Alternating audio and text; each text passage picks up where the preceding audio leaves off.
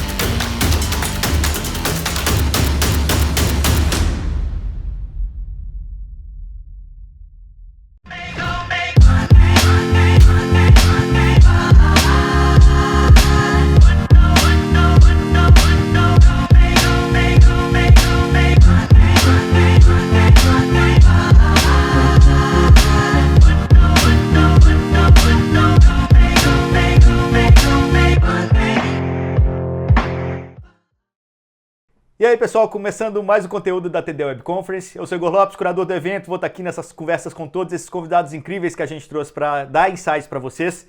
Agora conversando com a Mara Balan, ela é gerente executiva da ABRE, que é a Associação Brasileira de Reciclagem de Eletroeletrônicos e Eletrodomésticos. Antes de tudo, muito obrigado por falar conosco, Mara. Eu que agradeço aí o convite, é uma honra aí conversar com vocês e contribuir aí com o conteúdo. Perfeito. Bom, quem quiser se conectar conosco depois, continuar essa conversa no LinkedIn, os links estão aqui do lado. Tem também o chat, pode deixar perguntas e tem também a comunidade do Transformação Digital no Telegram. Só clicar aqui do lado também e entrar. Lá tem muito mais conteúdos relacionados à transformação digital. Mas antes, para a gente começar essa conversa e todo mundo ficar na mesma página, explica para o pessoal o que é a ABRE primeiro, Mara. Bom, a ABRE é a Associação Brasileira de Reciclagem de Eletroeletrônicos e Eletrodomésticos, e ela foi criada em 2011 para fazer única e exclusivamente um processo chamado logística reversa, que é a coleta dos produtos eletroeletrônicos e eletrodomésticos que o consumidor não deseja mais para um processo de reciclagem. Então, mas aí, vocês são a maior associação no Brasil para isso, né? 90 marcas, 85% do volume e peso colocado em mercado cai para vocês, 85% do mercado peso, vale explicação aí o que é isso, né? Para entenderem a grandeza do evento. Perfeito. É a maior entidade, a mais antiga do país para esse processo de logística reversa. A gente absorve aí boa parte do mercado. O peso e volume funciona da seguinte forma: a medição é sobre o quanto cada associado, que geralmente é fabricante e importador de produtos, coloca no mercado. Então, quanto mais pesado esse produto tipo, no uma mercado... geladeira vale muito mais do que um smartphone, né? Mas, de qualquer forma, assim, toda a evolução tecnológica, toda a digitalização das empresas acaba impactando diretamente na quantidade de lixo que a gente tem que colocar para fora, né? Se pegar o smartphone, ciclo de vida aí de 2 anos, um laptop 5 anos, geladeira um pouco mais, mas em algum momento todas elas vão ser jogadas fora. E aí é que entra o problema, né? Como aliar transformação digital e meio ambiente. Como que é o discurso de vocês nesse sentido? Esse é o casamento que gera mais aí a curiosidade e a necessidade dos consumidores. Então, a troca digital, né, a troca por novos equipamentos gera essa necessidade de descarte para a compra desse novo produto, né? Quando a gente fala aí de produtos da linha verde, são os celulares, notebooks, tablets, esses são produtos mais fáceis de descartar, e a Abre absorve também esses produtos, né? A gente brinca que a Abre absorve desde esses produtos mais fáceis, com ciclo de vida mais curto, até os produtos, os grandes, né, os gigantes, como os produtos da linha branca, que são os refrigeradores, fogões, coifas, etc., como TVs também de grandes polegadas. Então, a gente tem um universo muito grande. Essa transformação digital nos afeta também, porque a gente tem alguns associados que são da linha verde, que também colocam esses produtos no mercado. Então, facilmente a troca digital provoca o descarte, provoca a necessidade de ter o descarte correto, ambientalmente correto. Descarte correto, você está falando, né? Mas assim, muita gente também pega o smartphone e fala, não serve mais para mim, mas eu posso doar, eu posso ceder para outra pessoa e não procura o descarte correto desse equipamento, né? Às vezes ele vai para a mão de alguém Sim. que também aceitou ele só para educação, porque o negócio está tão ferrado já que não vale nem para aquela pessoa que você está dando, né? Acho que tem um pouco disso também, das pessoas acharem que o equipamento eletrônico, mesmo ao final da vida, ele ainda vale alguma coisa, né? Perfeito. A gente tem esse vínculo financeiro ou essa questão de doação do produto eletroeletrônico, que não acaba não acontecendo em outros setores que também têm sistemas de logística reversa implementados, como pneus e lâmpadas. O eletroeletrônico, ele é um queridinho do brasileiro, ele quer realmente achar, sempre acha que tem uma possibilidade ou de reutilizar, ou de vender, ou de doar, né? Então, esse processo acaba estendendo a vida do produto e, de uma certa forma, acaba retardando também o processo de descarte e envio para reciclagem, né? Então, esse comportamento do brasileiro, não só do brasileiro, obviamente, mas da América Latina como um todo, tem aí trazido um grande desafio para a gente na criação desse sistema de coleta de produtos no que a gente chama de pós-consumo. Então, tem sim esse comportamento ainda, é uma questão cultural no Brasil, esse valor agregado dentro do produto eletroeletrônico, mas com a instalação do sistema, a gente pretende aí criar essa finalidade do produto, que é uma finalidade nobre, né? A reciclagem do produto e a possível reinserção no futuro no processo produtivo desses materiais na reciclagem.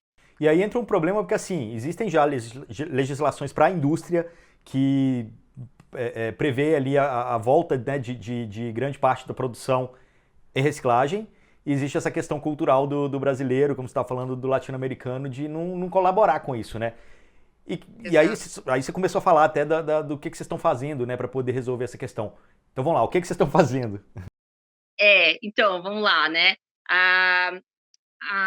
Existe a publicação de um decreto que obriga não só os fabricantes e importadores, mas também o varejo e o consumidor a devolver esses produtos para o sistema.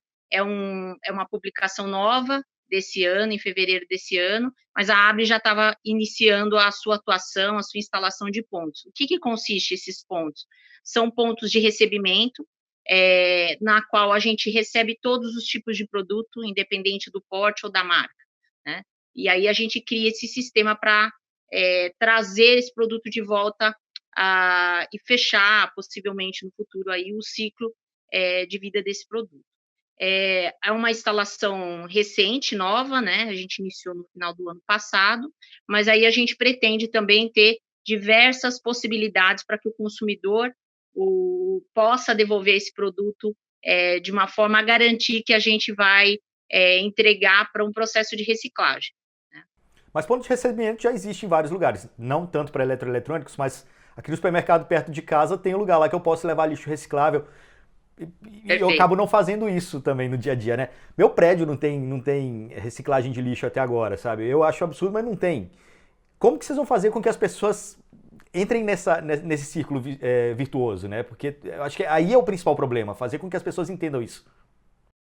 É, acho que o grande desafio, além de conseguir obter o volume necessário e trazer esses produtos que são os maiores, são gigantes, requer aí um processo um pouco mais elaborado para devolução, diferente, por exemplo, de celulares, que é simplesmente o descarte num coletor.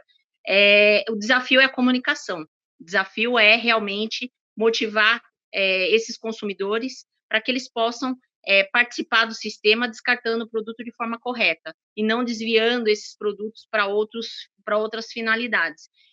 Eu acho que a comunicação, a quebra de cultura, né, a criação de uma nova cultura e a educação são os caminhos aí que a gente entende ser o transformador, aí no sentido de cultura mesmo, transformador para a adesão dentro do sistema. Então, acho que só com comunicação e educação que a gente consegue aí rumar esse processo da forma como a gente pensa, pretende, né? Motivar com que o consumidor devolva esse produto dentro desse sistema que está sendo criado. Uhum. Eu acho que o público do evento está muito preocupado com uma legislação específica, que é a LGPD, que era para entrar em vigor agora em agosto, foi adiada para janeiro, mas tem uma outra que tem a ver com vocês, que é o Decreto Federal 10.240, que foi publicado em 12 de fevereiro, não é isso? E começa a valer também no ano que vem. E que vai fazer com que tudo isso aconteça, né? As empresas agora são obrigadas a ter políticas de reciclagem e tal. Não está se falando muito a respeito disso, e eu acho que isso também vai gerar um impacto pesado, como a gente está conversando aqui. Mas aí tem duas questões, né? Uma é a legislação e a outra é a vida real. Você falou aí toda a questão da educação, que precisa, né? A gente precisa trabalhar forte nisso. Mas e as indústrias? Como que elas estão se preparando para isso? Você acha que elas vão chegar no ponto de atingir ou de resolver tudo aquilo, de responder a tudo aquilo que está previsto em lei? É um desafio grande, é a pergunta de 1 milhão. Né, é um desafio muito significativo para a indústria, não só para a indústria, né, que tem obrigação direta, mas também para o varejo, assim, para todo o setor, né, desde quem fabrica, importa o produto, até quem comercializa, tem metas e tem desafios, né? Quais são essas assim metas? Como você mencionou. As metas são, ao final do 5º ano, atingir 17% do volume que foi colocado no mercado no ano base de 2018, né? Então, a gente tem um volume significativo aí ao final do ano de 2025. Para a questão da instalação de pontos de recebimento, o desafio é bem grande também. A gente tem que atingir 400 municípios, que são os municípios com mais de 80 mil habitantes, e na regra do decreto, nós temos que ter um ponto de recebimento a cada 25 mil habitantes. Qual é o final dessa conta? 5.052 pontos ao final do 5º ano. Essa Hoje nós temos um pouco mais do que 20 pontos. Mas até então a gente não tem a obrigação federal. Sim, sim. Okay? A gente está realmente estruturando esses pontos e as parcerias, porque é algo grandioso. Uhum. Nota que a gente vai ter que atingir mais de 120 milhões de habitantes. É boa parte da população brasileira, né? Então, um desafio muito, muito significativo. Obviamente, existe a necessidade de cumprimento da meta e, ao mesmo tempo, um desafio de atingir todos esses municípios e ter toda essa infraestrutura instalada versus o que a gente vai coletar, né? Uhum. Então, por isso que quando a gente fala de desafio maior, eu entendo que assim, por consequência, a conscientização do consumidor. O sistema só inicia com o consumidor, então o consumidor tem que devolver o produto dentro do sistema, dentro desses pontos de recebimento, para que tudo isso aconteça. Uhum. Sem o consumidor motivado, sem ele ter esse entendimento, nada acontece. Eu tenho um sistema instalado, mas eu não tenho o volume de 17% para ser atingido. Então, esse é o principal desafio para a gente, além da instalação dos pontos. Né? Isso, só para a gente entender o tamanho desse desafio, primeiro, dos 20 pontos, quase 20 pontos instalados para 5.052? Para 5.052 em um ano, né? Isso para o ano que vem? Não. 5.052 pontos são ao longo dos 5 anos. Ao longo dos 5 anos. A partir do ano que vem. Tá, tem que começar ao longo de 5 anos. E da mesma forma, ao longo de 5 anos também, a gente tem que sair de quanto para chegar nos 17%? Quanto que a gente recicla hoje? Então, hoje a gente tem uma operação no estado de São Paulo.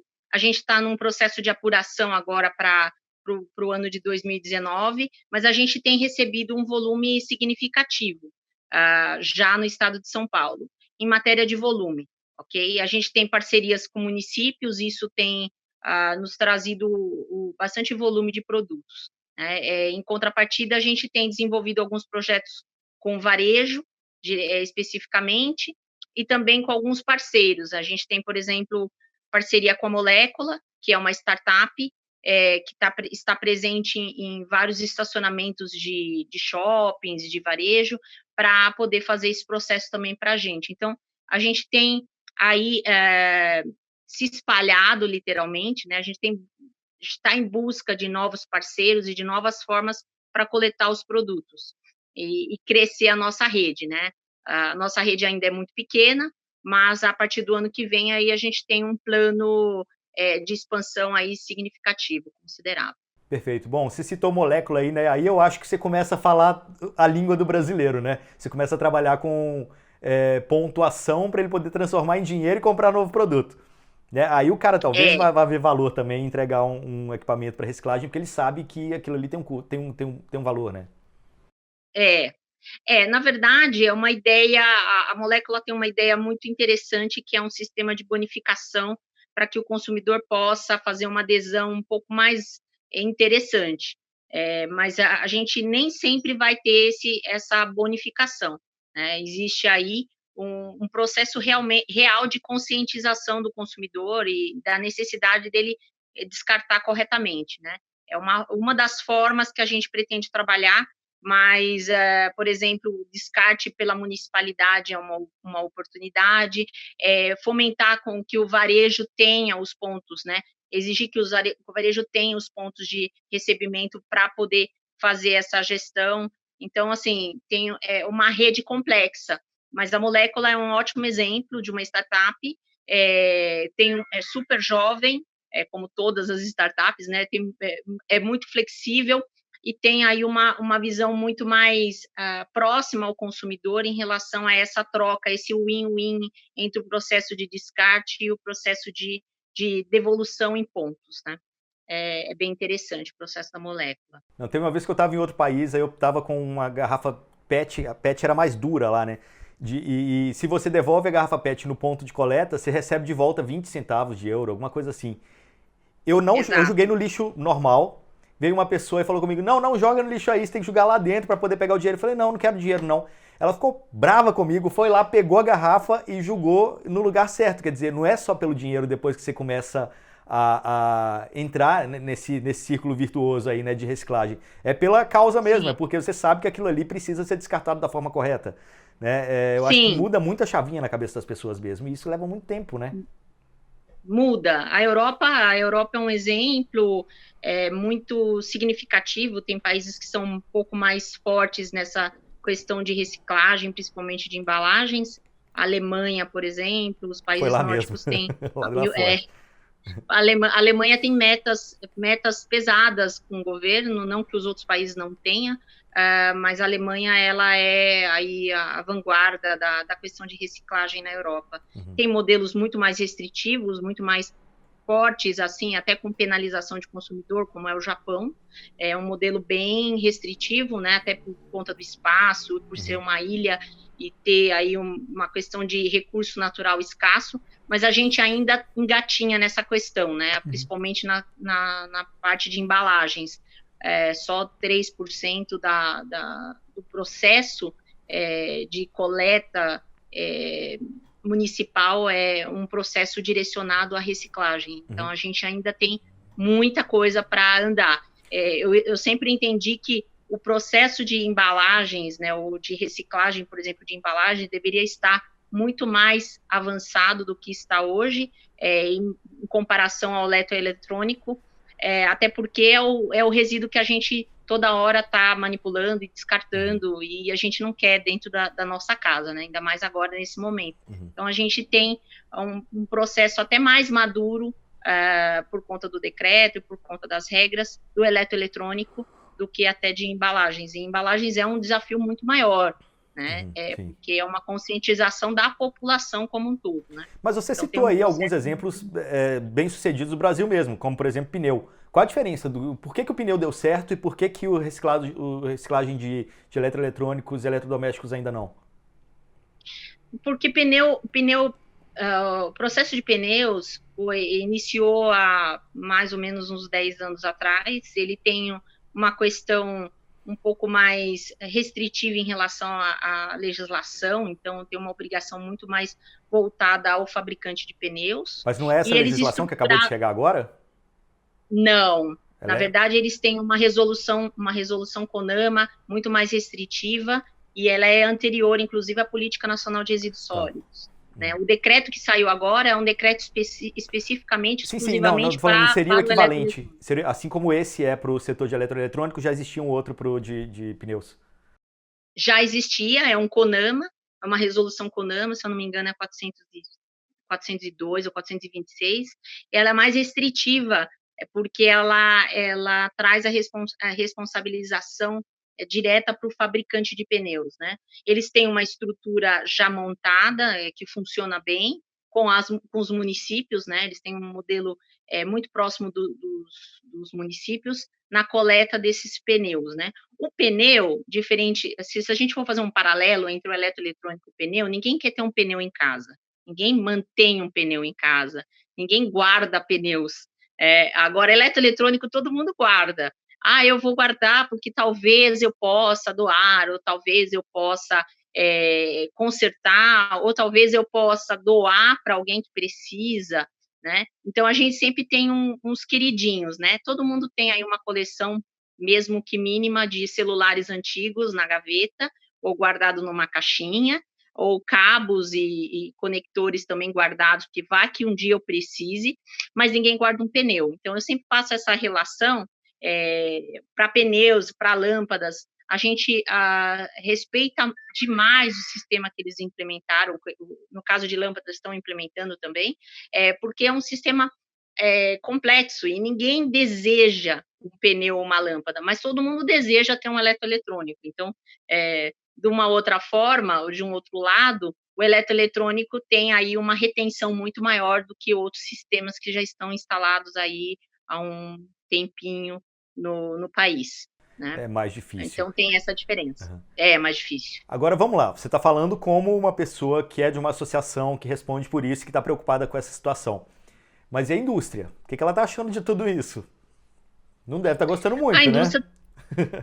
Não, a indústria tem... A indústria criou a AB, né? Foram os fabricantes e importadores Exato, que criaram por conta de uma a AB. necessidade, Então, mas na prática, no dia a dia, isso deve ser algo difícil de se levar para eles, assim. Deve ser difícil fazer com que eles entendam que esse é o novo normal, que o mundo agora é assim, e isso é uma qualidade que as pessoas veem nas marcas, enxergam.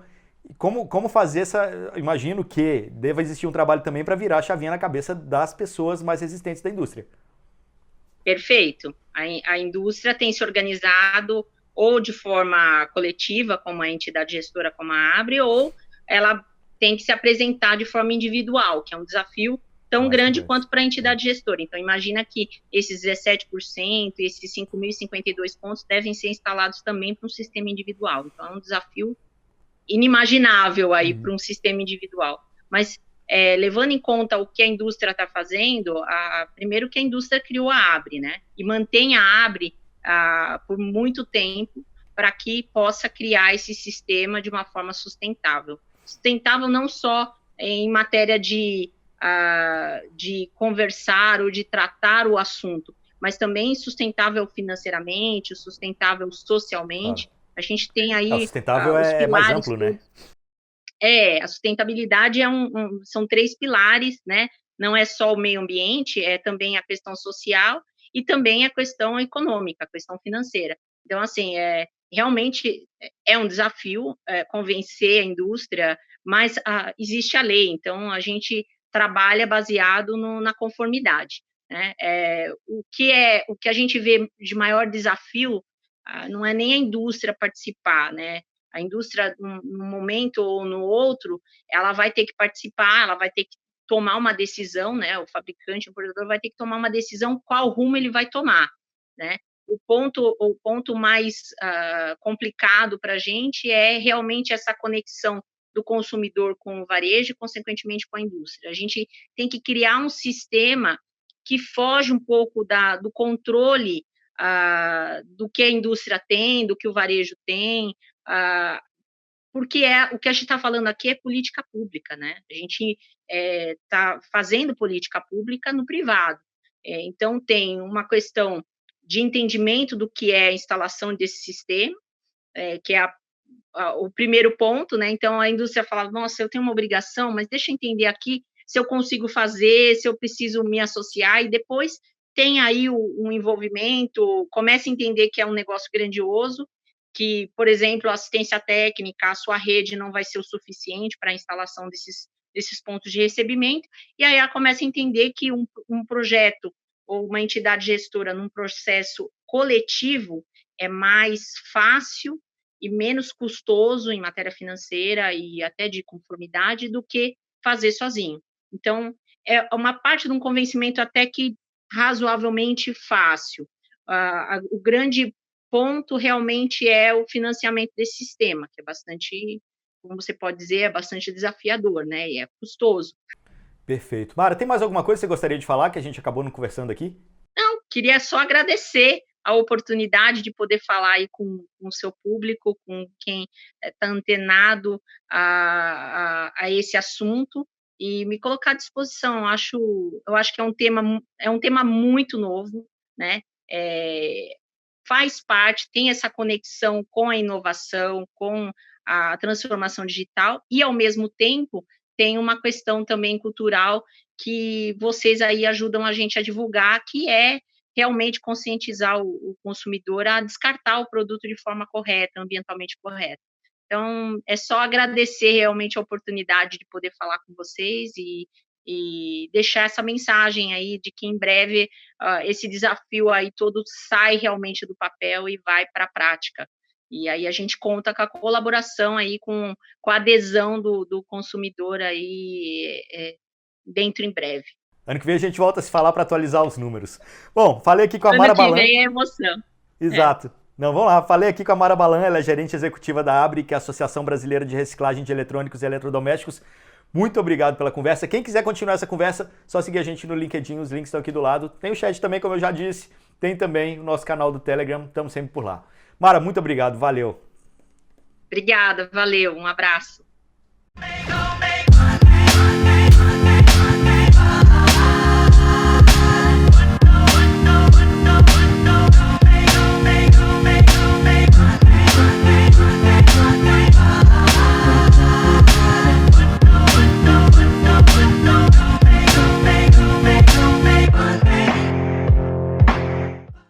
Neste momento, sabemos o quanto é importante fazer a nossa parte. O coronavírus ameaça nossa saúde, empresas e empregos. E em meio a tantas dificuldades, é preciso solidariedade e união. Queremos preservar empregos, continuar a atender a população e manter investimentos.